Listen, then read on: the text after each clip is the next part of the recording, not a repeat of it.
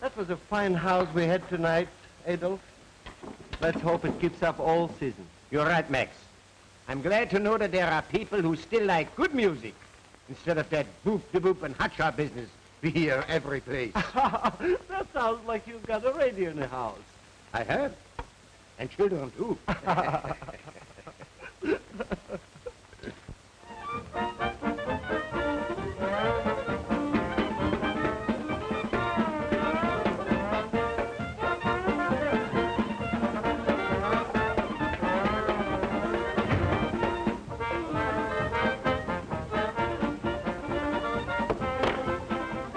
Richard. Oh, dear. Must you play that radio so loud? Okay. Every time you come in, I've got to turn the radio off. If you wanted it just for an ornament, you could have saved yourself some money and bought a hat rack. Such a way to talk. Doesn't your father like to see you enjoy yourself? Always? Huh. Music is good for everyone. But for the love of sake, such discords as you listen to, here is real music.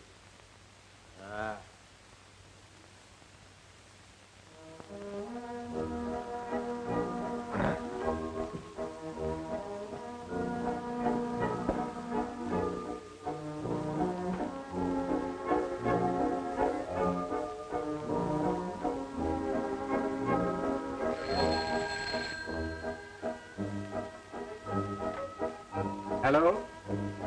Who? Oh, just a minute, please. Paula? Telephone. All right.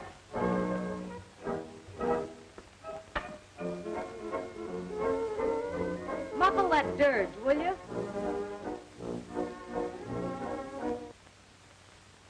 Hello? Oh, Michael. I'll be right down. Don't be so impatient, darling. I thought only taxis had meters. It's never too late for champagne and orchids. Okay, darling.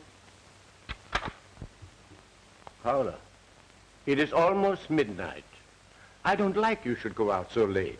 Any time is the right time for a good time. You've got your slippers, your violins, and your symphony records. Why should I stick around? Listen, Paula.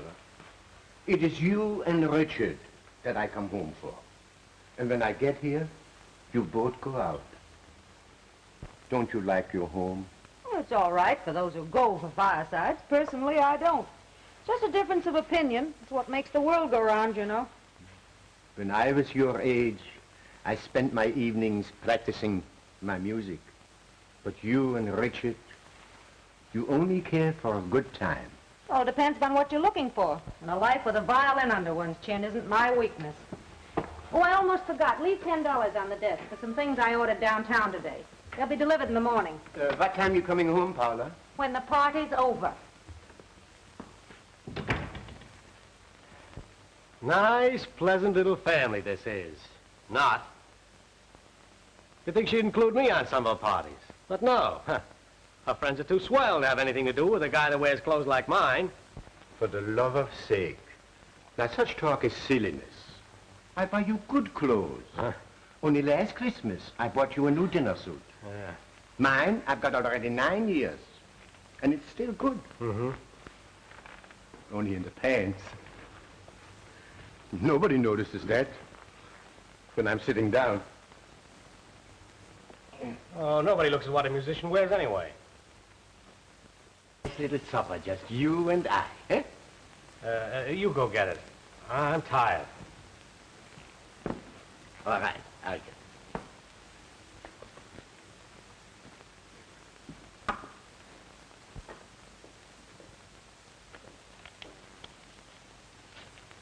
Richard, you should have seen the crowd at our concert tonight. We played Offenbach's Orpheus and Hades. That's my favorite overture, you know. The boys all wanted me to go to Doroni's with them, but not Adolph. Not when he can come home and be with his boy. Richard. Richard.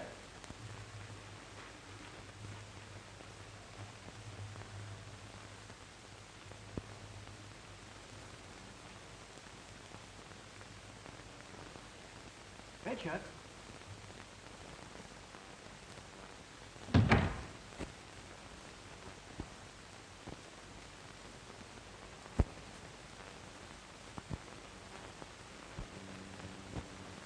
Here.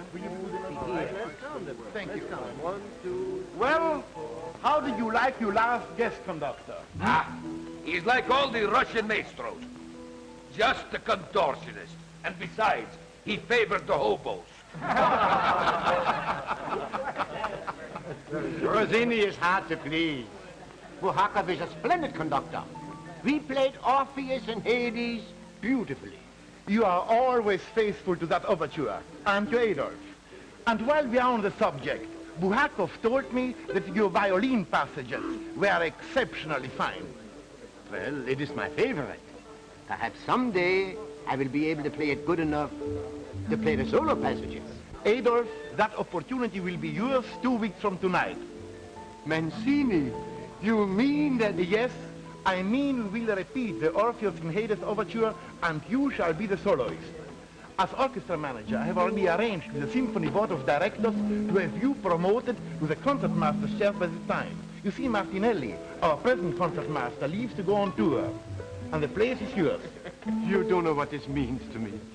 All my life, I have waited for this moment in my career. Adolph, a fine musician like you deserves such a recognition. And now for your rehearsal. The director is waiting. Congratulations, Adolph, as our new concertmaster. Thank you, Max. Oh, I'm so happy. And I'm nervous, too. You know, I only played the overture, Orpheus and Hades, for 10 years. I need more practice, maybe. Why don't you go down to hear Franz Steinmann tonight at the music hall? Watching him should give you more confidence. That's just what I'll do. Listening to the greatest violinist in the world should be enough inspiration. I should say so.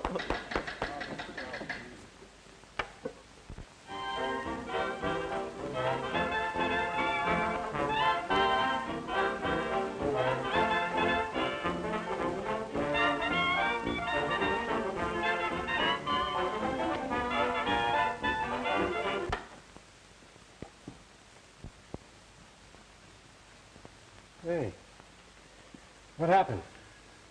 I was badly hurt in an accident. Oh, yeah?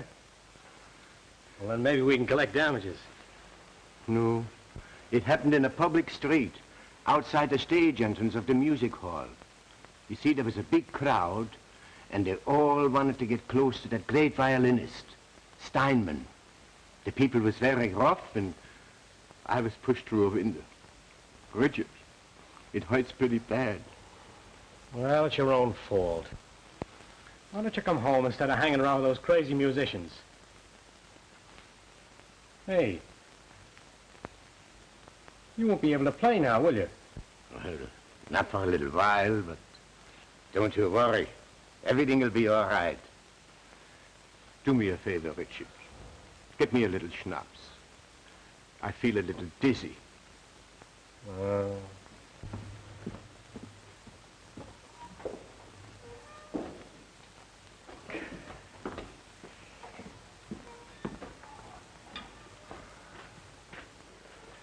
Yeah.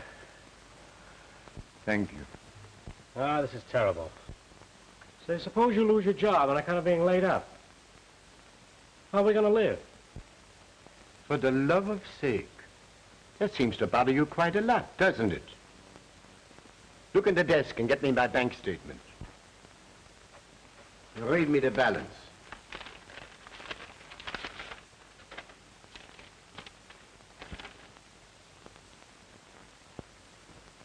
Why, it's only $52. What? Oh, yes, I remember. I had $500. I bought a new violin. And I loaned Rosinski, a cello player who's out of work, $50. A fine lot of consideration you have for Paula and me. Here you are almost penniless because you must buy violins and help out hand musicians. Now your hand is injured and you can't go to work, and yet you say everything's going to be all right? Sure. Why not? Even if I'm laid up longer than I think, surely you and Paula can help out by going to work. Yeah, what kind of work? Paula ain't the type, and I can't find anything that suits me. And it's your fault, too.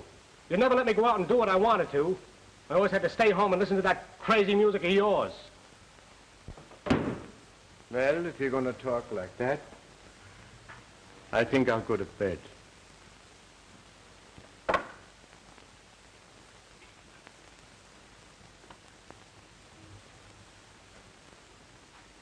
Tell Paula I want to see her when she comes in.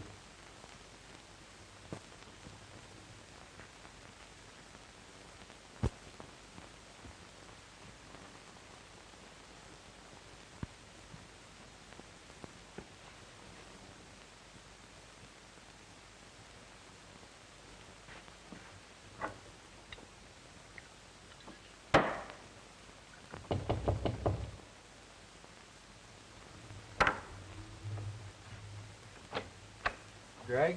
Yeah. Telegram for you. Sign here. Thanks. You're welcome.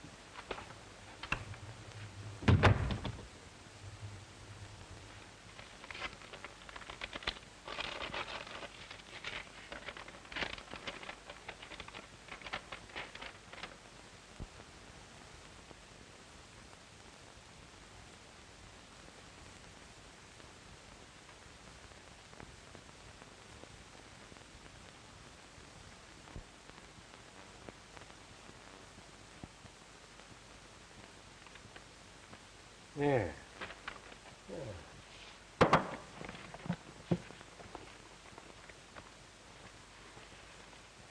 Pennsylvania, 65600. Get me Pennsylvania, 65600. What time can I get a train to Atlantic City tonight? 11:40. Thanks.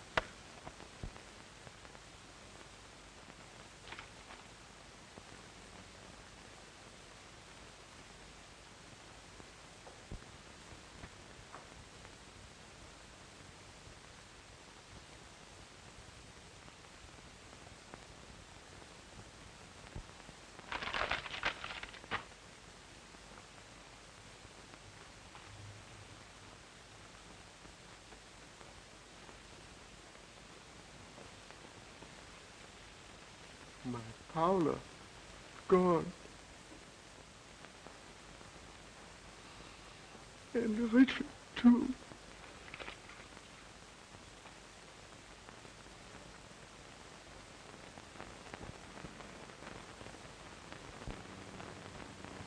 Well, Mr. Greig, this is the final bandage.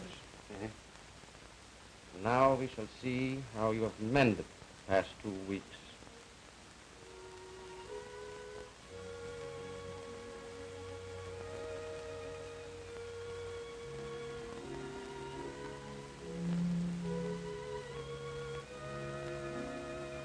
Doctor, look.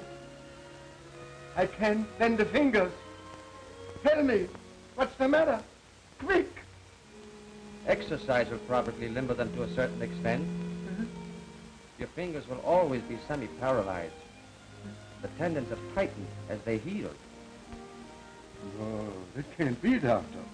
I will rub circulation in them and then by tomorrow night maybe it'll be all right, eh?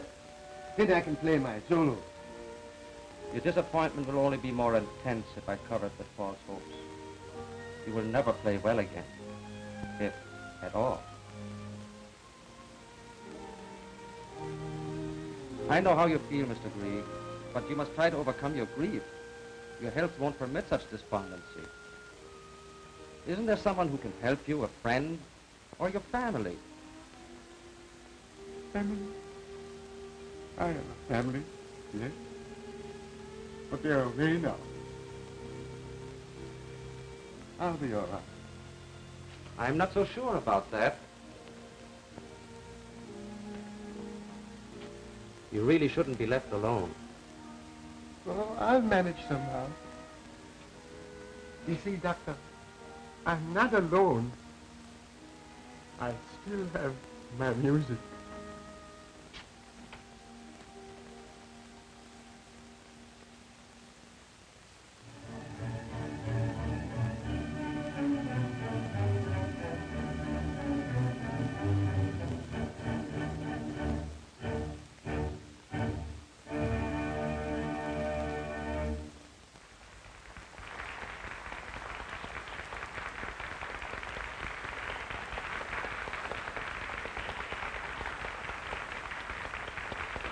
Ah, Adolph. I'm so glad to see you. You heard the concert? Yes.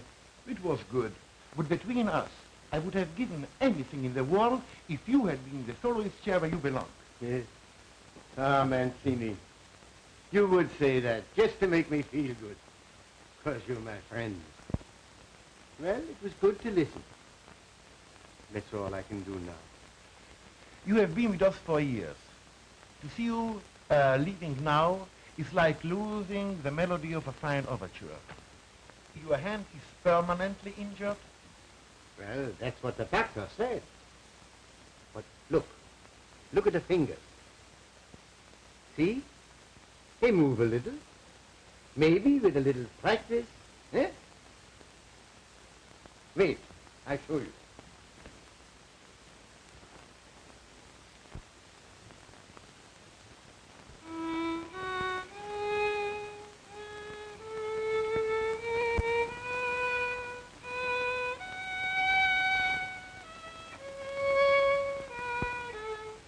Don't, Adolph, don't. I want to remember you are playing as it was, not as it is now. Forgive me. I had to try. And now, I want to ask you a favor. Anything in my power, Adolph. I know I can't play anymore. But isn't there something else I could do? As the manager? You do the hiring. Perhaps I could help arrange the scores, take charge of the library. Anything you wish to give me. I wonder why we always must disappoint our friends when they need us. You asked me something I would give you in a second, if I could. But Adolph, I can't. There are no vacancies. I cannot throw men deliberately out of work, even if I wanted to. Perhaps later we'll find a place. Yes. Perhaps I'll find something else. I'm sure you can. just on your reputation. And in the meantime, won't you accept this? Just as a loan from the orchestra and myself. No, Mancini. I appreciate that, but I couldn't. No. I'm not worried. My family, you know, they won't let me want for anything. Adolph, your face is as beautiful as your music.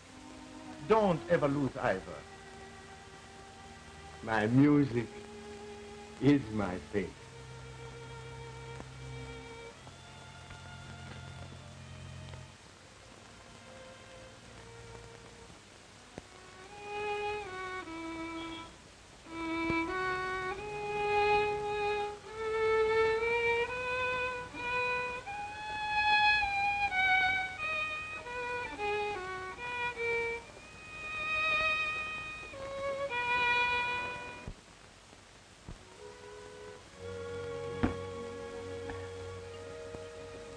It's part of tonight's paper, Adolph.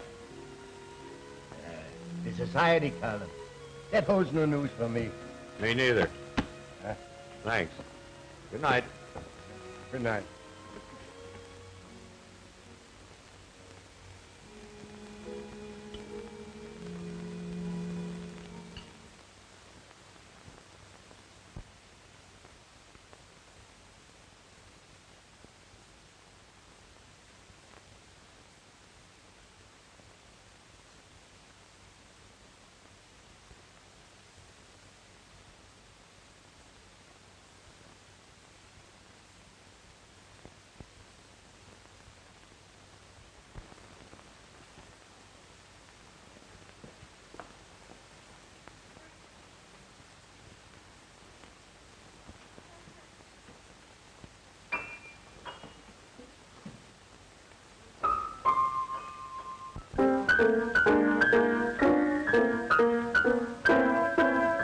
Marie, haven't I told you to keep him away from the piano? That noise would drive anyone mad. I'm sorry, ma'am, but he doesn't want anything but music. Well, put him to bed immediately and keep him away from anything musical. I Yes, know what ma'am. I'm talking about.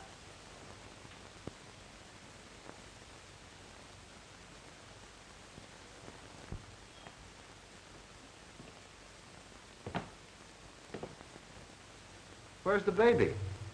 I thought I heard him drumming on the piano. You did. I sent him to bed. Noise is enough to drive anybody crazy. To bed? Wait. You mean to say you sent Carl off without letting me say goodnight to him? Why? He's not old enough to understand you anyway. But you are. Paula, you're about as selfish and shallow as anyone could be. That isn't the opinion you expressed when I was unavailable. Naturally. I only knew a false charm, a less intimate side of you then. At that time, you still had a husband to acquire. That's merely a crude way of boasting about yourself. Candidly, I may be as disappointed as you are. I'm young and you're, well, uninteresting. I see no reason for showing a charm and happiness I don't feel. You going to the concert this evening? Yes, worse luck. It's too late to stop the clocks from calling for us now. Well, at any rate, their presence will guarantee a pleasant evening. Yes. I talked to him at lunch at the club today. Seems that Mrs. Clark is thinking of filing suit for divorce. I've never seen him in such high spirits before.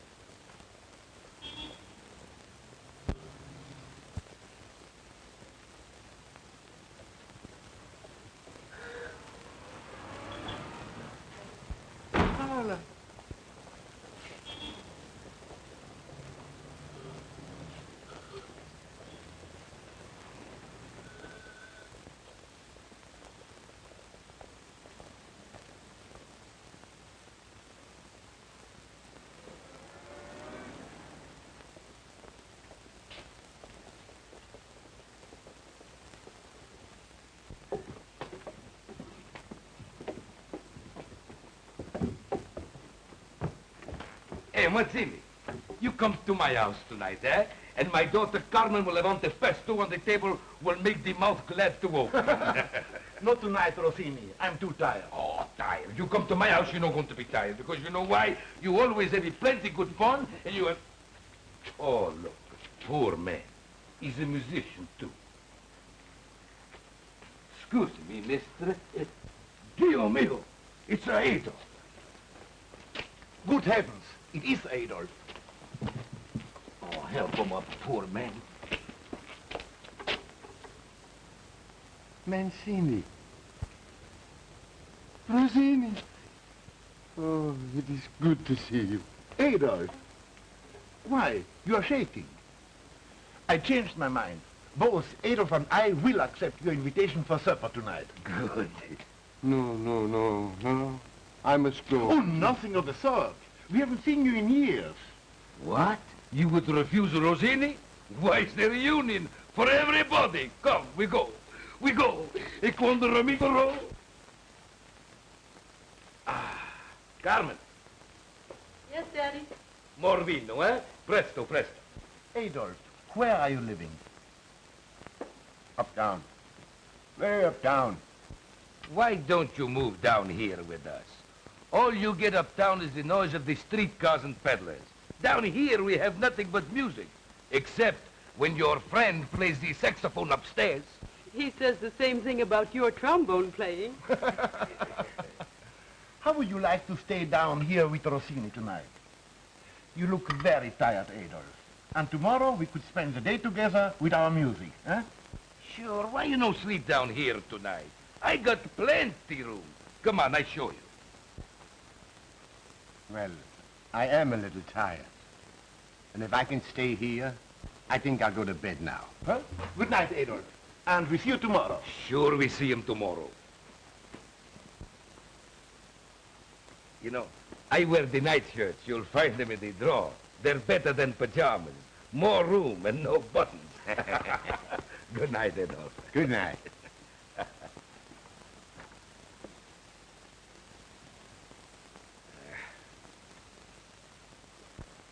You know something? I don't think he's got a home. Neither do I. I've heard that he played on the street for coins and often came to stand before the concert hall. But until tonight, I never was able to find him after the concert. Poor fellow. His music and memory made him come there, and then his pride would make him leave before we could see him. How awful. Daddy, I've often heard you say what a fine musician he is. Can't we do something to help him? My dear girl, he's very proud. He would be insulted if we give him charity. And you know he can't make music with his bare hand. If we only could think of a business proposition for him. I have it. Listen. Second studio below us here. Yeah, downstairs. Oh, why not set him up as a violin teacher? He wouldn't have to play much himself, and I'm sure we could find some pupils. Two of the children Daddy teaches the trombone to. It's an idea. Oh, it's great. Practically perfect. I am sure he would accept it if he thought he could pay us back. You know, as a business proposition, not as a charity. I'm going to donate a frock coat and 3 music stands. I'll hang his drapes and make his coffee. And I sponsor him personally. We start tomorrow to the Greek music school. To the Greek music school. Ah, e tutto romondo che c'è tu comico, tutto romondo. Ecco, we go to the kitchen. E tutto romondo che guarda che c'è, come te niente, e cavallo.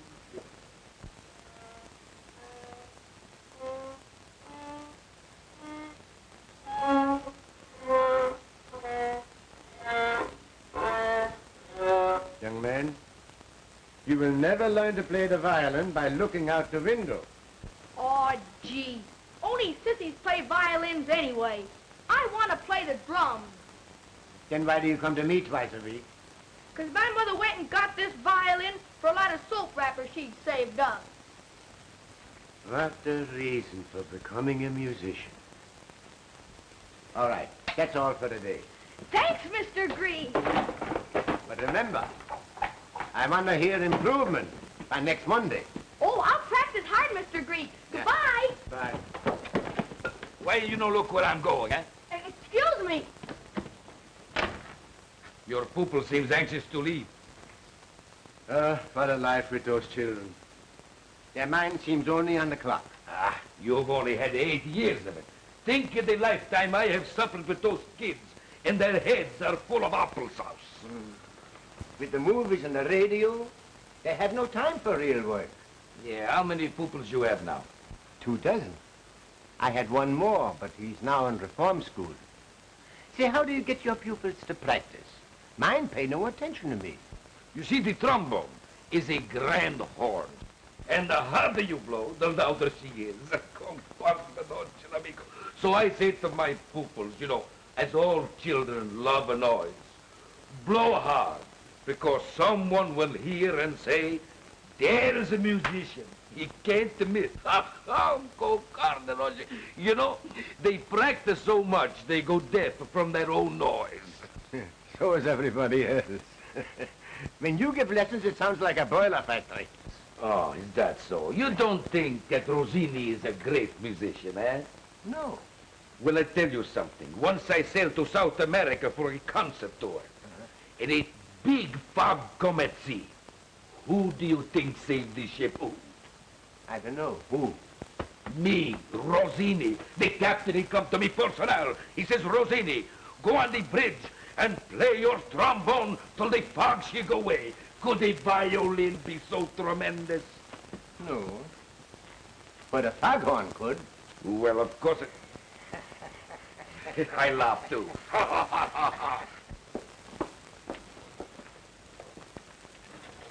Say, where is your father? Arguing with Adolph, I guess. That's their chief exercise. That Adolph, he's a great old fellow. You know, he's forgotten more about music than most people will ever know. Yes, sir. I've grown very fond of him, for many reasons. It wouldn't be because he lets us meet in the studio, would it? Maybe. You better go upstairs before Father comes in for lunch. What'll you give me if I go? Kitty? Or spaghetti? Say, that's a swell title for a song. But I'll try it out first now, huh? Come on. I want you to put the B on that husband of yours. I'm in a spot. Aren't we all, dear brother? I'm having troubles of my own. I just read an ad in the paper. Adolph Greig, professor of violin and cello, 232 Christopher Street. Mm-hmm. Why not go and see Father? He seems to be doing well, and you always were his fair-haired boy.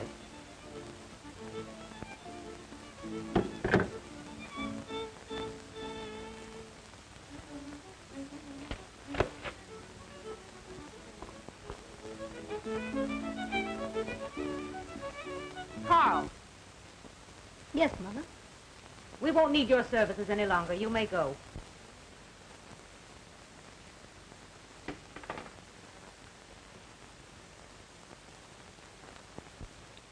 What's the matter, Mother? Professor Heinrich's a good teacher. Your father allows you to have these teachers, but he doesn't have to stay here and listen to them. I'm sorry. I thought everybody liked music. You're your grandfather all over again. My grandfather? Well, what do you mean? And why haven't I ever seen him? It's impolite to ask questions. And Carl, I want you to forget all about music. It reminds me of something that I myself want to forget. Do you understand? Yes. Yes, Mother.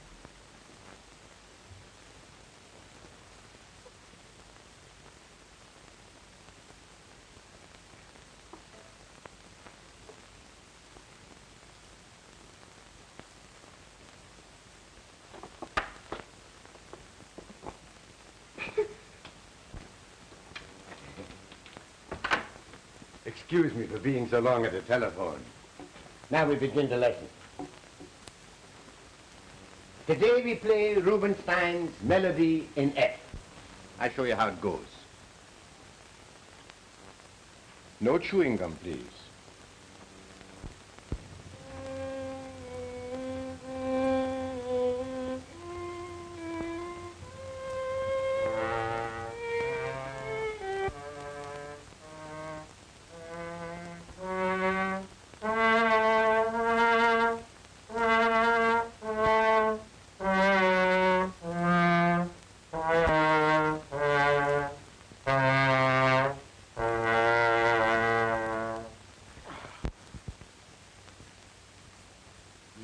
play only the notes, not the fly sticks.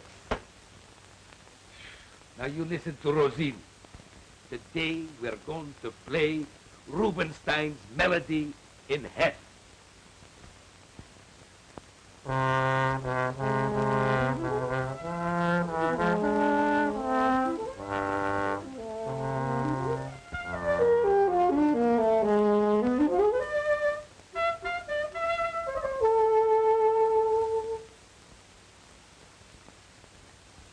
You know, Sam, I wish we could write a good number. Something new. Yeah, something new. Now we commence. 1, 2, 3.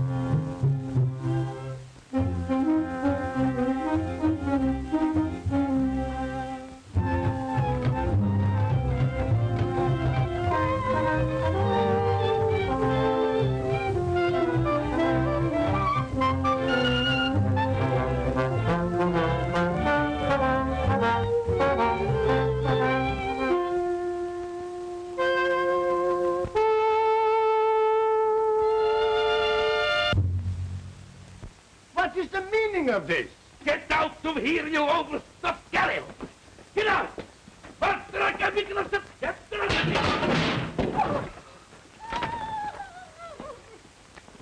Boy, what a melody. And to think the old boys downstairs started it. Say, wait here. I'm going down and compliment Rossini. That'll be all for today. Thank you for loaning me a violin, Professor. Mine will be fixed in time for the next lesson. Oh, that's nice. Oh, Goodbye. goodbye. Bye, Professor Greig. Goodbye. Bye. Bye.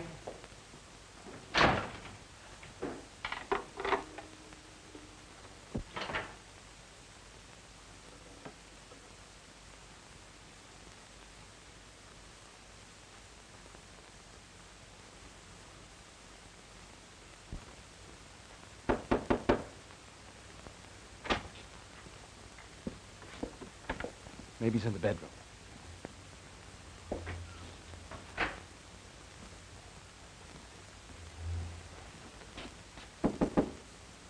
Mr. Greig, you have company.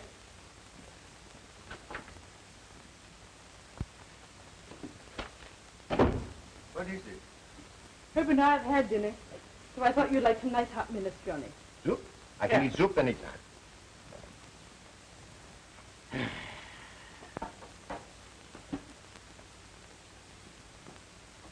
Hey, what's the matter here? You look kind of tired. Well, my pupils were very trying today. I try to teach them classic and they want to play jazz. It seems nobody likes the old music anymore. What did you run into? Oh, another music teacher who shares your sentiments. Yeah? Only he hit you with a trombone to prove it. Where is he? Daddy's cooling off at the concert hall. Rossini went to the concert hall. I haven't been there in 10 years. You've been awfully good to Carmen and me. Just like a father. I'm glad. Because once I had children of my own. And you two sort of take their place. I didn't know that. Are they... Dead? To me, yes. Never you mind. We'll try to take their place. Even after we're married and have children of our own. Eh, Carmen? I'm afraid Father will see that that dream never comes true. Nonsense. Once I was as narrow-minded as he is. But now I think different. And so will he. Youth is a rhythm the old ones can't keep a tempo to. The old melodies are the memories of our youth. That is why your father and I persist in teaching them, even though they're as musty as we are. Now, I know you don't mean that. Why, most of our modern music is based on the old classics. Hey, what is your favorite composition, Mr. Greig? Offenbach, Orpheus and Hades. You know it? Well, I sure do. Gee, I wish you could play it for me. I can. And the phonograph.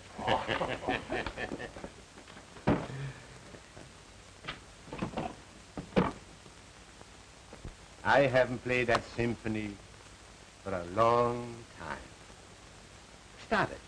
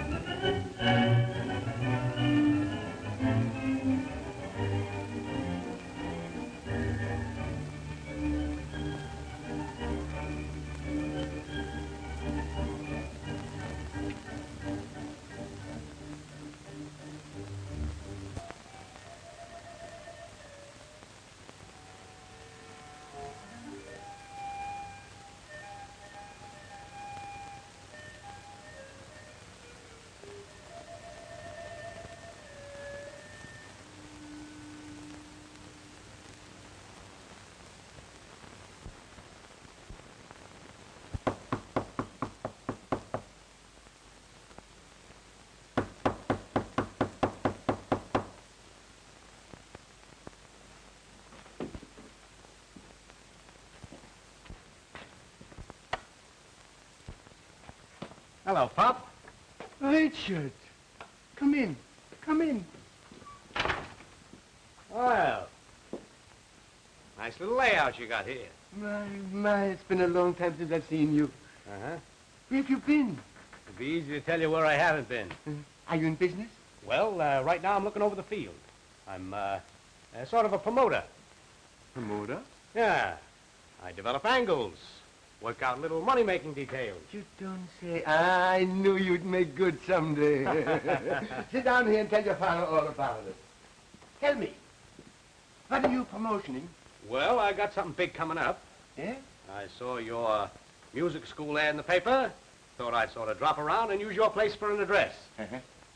You know, a man like me needs a good, respectable setup. True. Besides, you and I should see more of each other than we have. You're right. Well, you know, my boy, my home is always yours. 8 years I've had this music school. I haven't made much money, but it's a living, and you can share it as long as you like. Well, we're going to get along just fine. I tell you. I got a big deal on in Chicago. Yeah? Yeah, it's tied up most of my capital for a while. You don't say. I was wondering if you could lend me a little money for a while.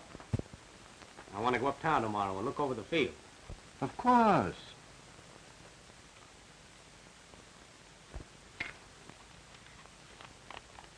Is that enough? Sure.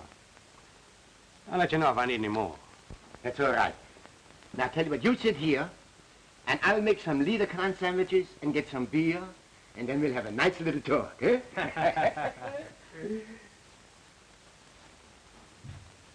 Now, what's the matter? You know, I was just thinking.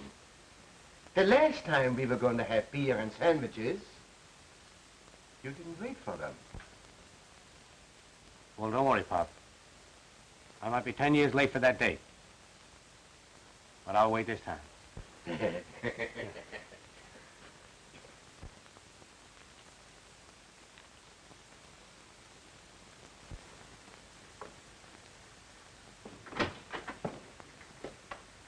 Good morning, Richard.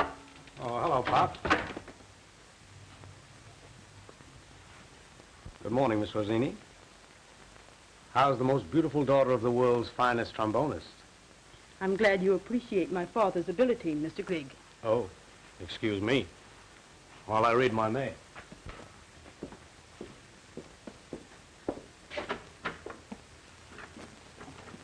I can't understand why Richard gets so much mail. Perhaps they're from admirers. What? Nothing. Richard makes a lot of money, doesn't he? Well, he doesn't tell me much. He has an office uptown where he promotes things. He's a smart boy, Carmen. I'm glad you're proud of him. You deserve a lot of happiness. Here comes one of my pupils. Good morning, Professor. Good morning, Sidney. I'll leave you two to the mysteries of the violin. Come in, Sidney.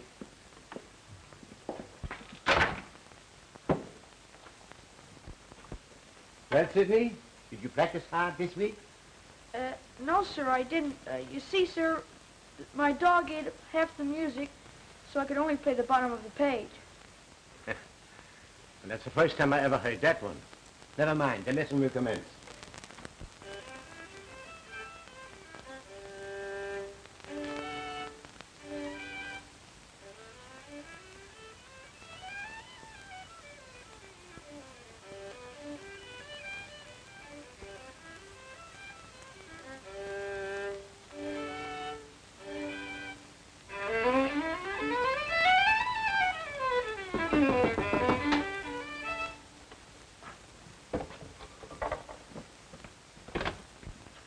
Yes?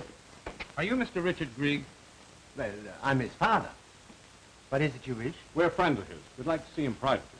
Yes? Come in. Thank Come you. inside. You run along, Sidney. Come back the same time tomorrow. I always like to meet my son's friends. He's a fine boy. Yes, and clever, too. Yes. Is your son in partnership here with you? Oh, no. He's been away a long time. Just came back a few months ago. I just have a little music business here. Too small to interest him. He has an office uptown. He's a big promoter. I'll say he is. Where is he, anyway? Just a minute. Richard?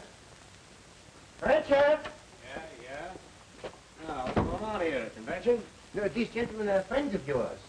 Oh, yeah? Yes. That's news to me. What's on your mind, boys? We read that ad you mailed to people, and we thought we'd like to get a piece of your business. We're violin manufacturers. I don't need any violins. I have plenty of them. You got violins, Richard? Well, I thought you didn't like music. Mind your own business. I'm sorry, gentlemen. I'm not interested in anything you have to offer. No. Maybe you will be when we get you down the pen. Why, Richard, what does all this mean? You guys are crazy. You're the guy that's crazy, using the mails to defraud. Well, there must be some mistake. Why, what has Richard done? You ought to know.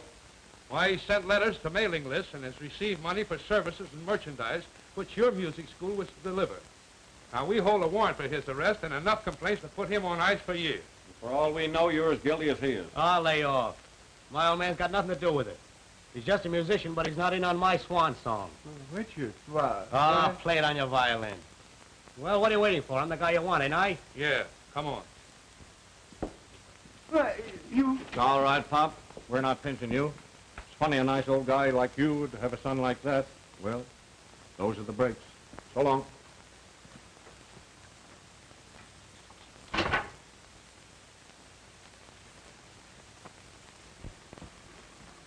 Your morning paper, sir. Oh, thank you.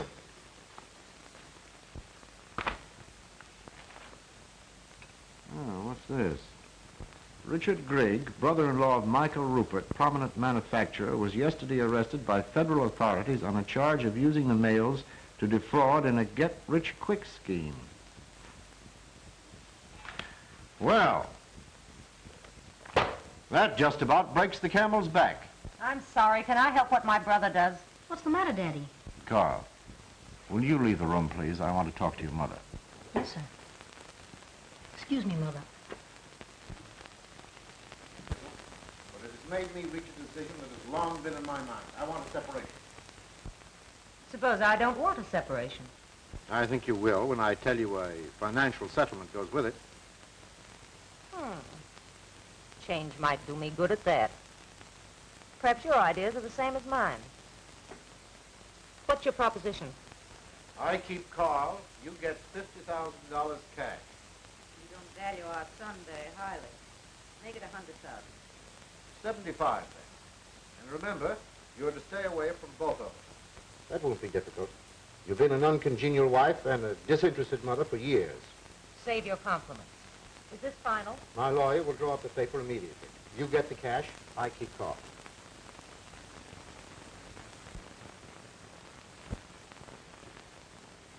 Mary, I'm going away on an extended business trip. I'm leaving him completely in your care. Be good to him now and give him lots of those cookies you used to give me when I was a boy. Oh, don't you worry. Your old nurse knew how to make a good man out of you. Carl and I, we will get along fine together, won't we, Carl? Yes, Mary. But gee, Dad, I wish you didn't have to go away. Well, I feel the same way, son. But after all, it's business. I'll write you often. And mind you behave. Yes, sir. Now then, you run along because I want to talk to Mary. Yes, those cookies we just talked about. It's in the kitchen on the left shelf. Go ahead. Goodbye, Dad. Goodbye, son.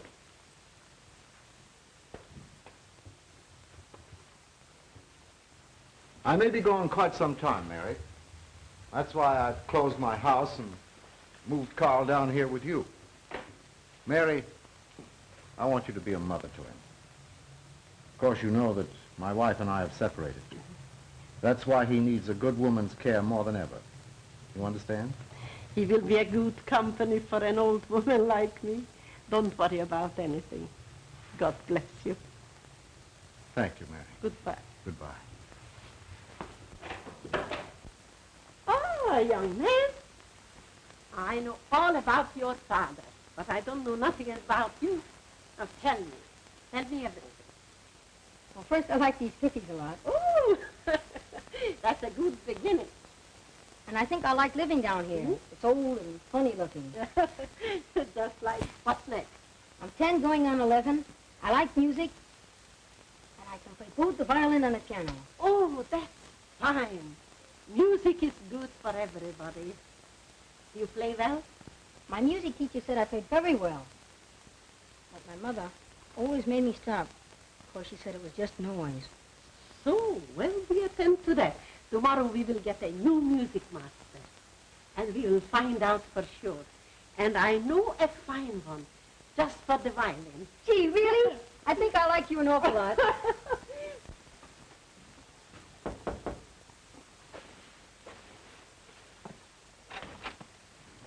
Ah, good morning, Professor Greig. How are you? Good morning, Mary. I found your message under my door. You have a new pupil for me? Yes, and a fine one. That's I good. want you to meet him. Carl! Carl! Come here. Yes. Carl, this is your new music master, Professor Greig. Professor, this is your new pupil, Carl Rupert. How do you do, sir? How do you do, Carl? So, you want to become a violinist, huh? Yes, sir. Well, have you had lessons before? Oh, yes, sir. Many of them. And I practiced all the time. That is, when I was allowed to. Well, that's fine. Now, suppose you play me something before we begin the lesson, huh? Yes, sir. Go ahead.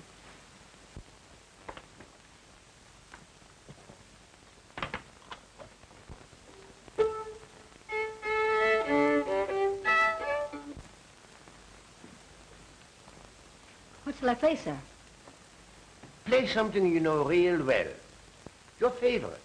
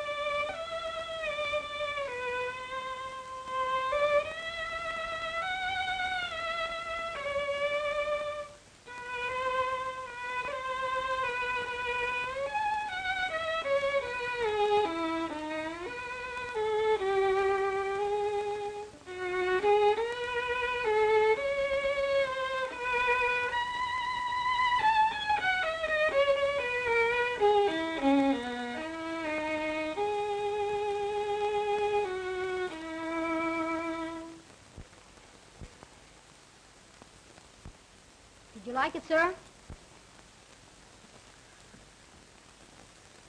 It's my favorite. Carl, you played it beautifully. My boy, you have the feeling and ability to become a great musician. And maybe someday old Adolph will make you famous. But it means work. Hard work.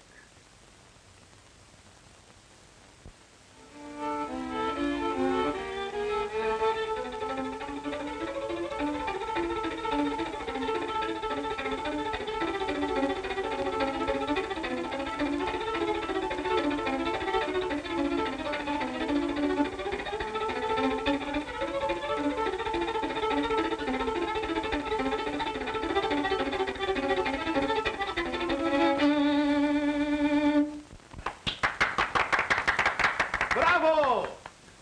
Young men, you astound me. For months, Adolph has been exclaiming over your ability. Now that I have heard you, I agree with him. My boy, you are very good.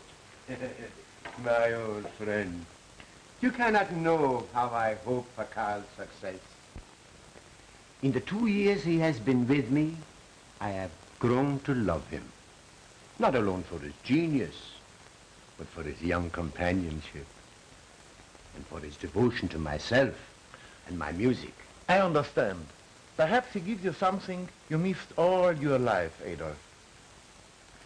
I feel that fate almost gave him to me as the image of what I was once, what I dreamt my own son might have been.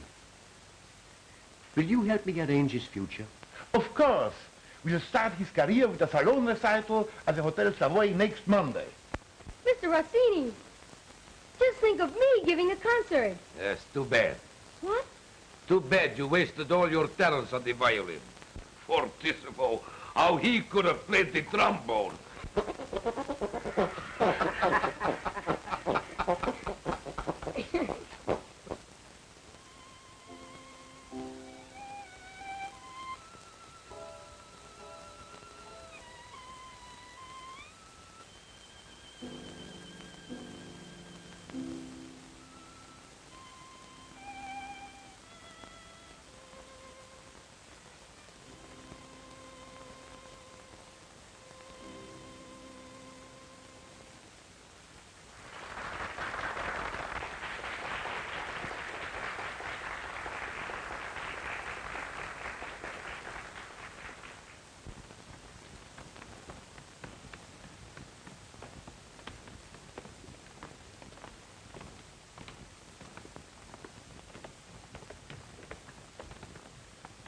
That boy has a world of talent.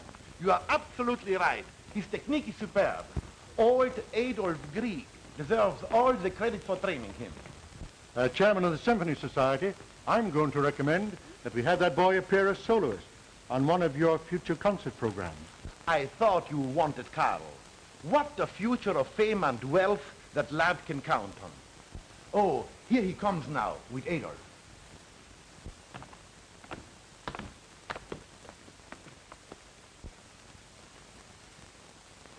Mother!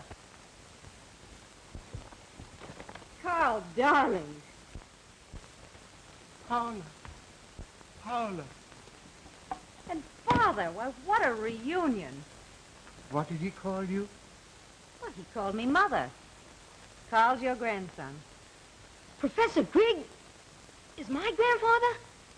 Gosh, if I had my choice, you're just the one I'd pick. Carl. Carl. I can hardly believe it.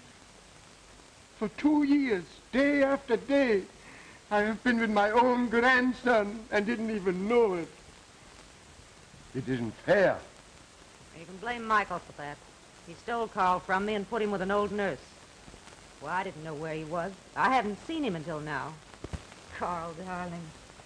My daughter, my grandson, all in one day. It is almost too much for an old man like me. Congratulations to both. getting a grandfather and a great music teacher. Now that I know your relationship, I understand where your genius comes from. Oh, Mancini. I just told Mr. Mancini to engage you as soloist for a coming concert of the Cosmopolitan Symphony Orchestra. Congratulations. Oh, thank you, sir. Pardon us. Mr. Rogers and I will go now and arrange all the details. Carl. Carl. Did you hear what they said? I'm so happy, Grandpa. Now I know I did everything you asked and studied so hard.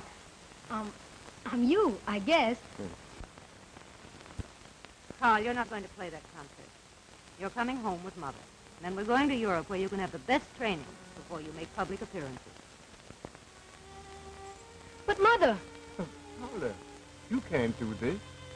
Remember, he's mine, too. He's my grandson. My prodigy. I heard them say what Carl's future will be. And he will not appear until he's been schooled by the best masters. Too many careers have been ruined by hate. After all, I have as much interest in his success as you have, you know. Come along, Carl. You can see your grandfather later. Please, Paula, don't take Carl away from me. You'll see him again before we leave for Europe. Come on, Carl. Come on, dear. Sorry I'm late, Paula. Shall we grab a cocktail?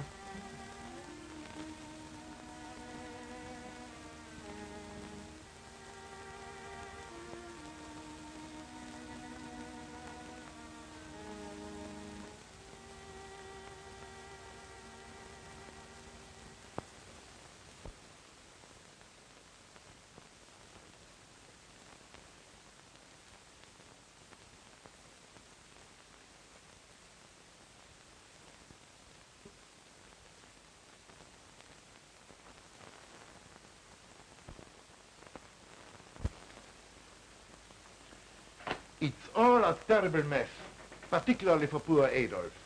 Yes. She tried to take Carl to Europe, but the husband stopped her. Well, what if her husband does win Carl? Adolph still loses. The papers say the father disapproves of a musical career for the boy. It's useless to think that Carl will play now. I have already engaged a substitute artist. Well, it's certainly a rotten break for old Adolph. He's always helping other people, and yet every wish he has is a disappointment. It's true. Only yesterday he argued Father into letting us become engaged. You can't tell me anything about him. He never struck a false note in all his life. The judge will announce his verdict today in his chambers. There's nothing we can do.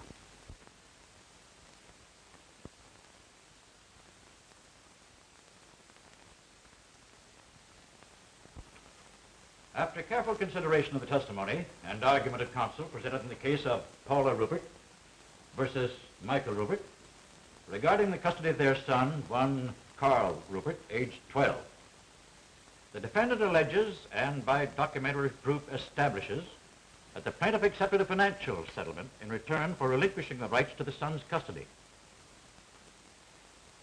The plaintiff, in turn, states this agreement is not a legal binder and that her son needs her love and protection because of the father's desertion of the boy to the cares of a professional nurse. I am possibly going to be guilty of setting a precedent in judicial procedure by taking the course I have decided upon. Young man, please come forward.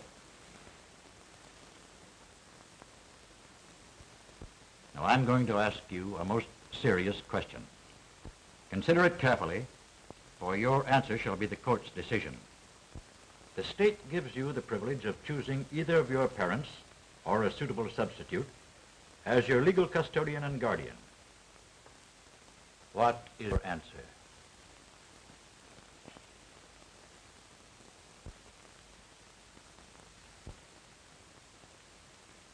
Why, I choose my grandfather, Adolph Greig. But this is ridiculous. I shall appeal this rescission. Gentlemen, please. Mr. Greig, do you accept the appointment of this court as the custodian of your grandson? Or have you any objections? Objections? Your Honor, I rejoice in the greatest gift an old man could possibly get. The devotion of his grandson.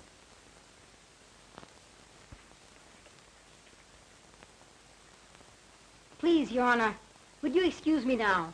I must practice my music because tonight I play with my grandfather's old symphony orchestra. You are both dismissed. You see, Mary? He's going to play the concert after all. Yes, I'm going to get the dinner ready. No dinner.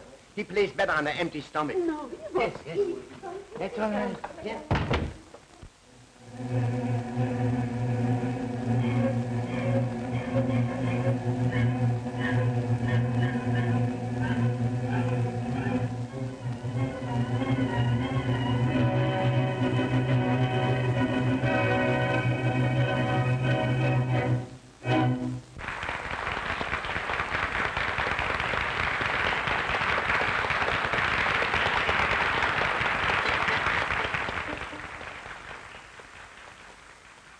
Al, my boy, all my life, I have longed to do what you are going to do. The opportunity was denied me. Now you have a chance. Show them what we can do. All right, Grandpa.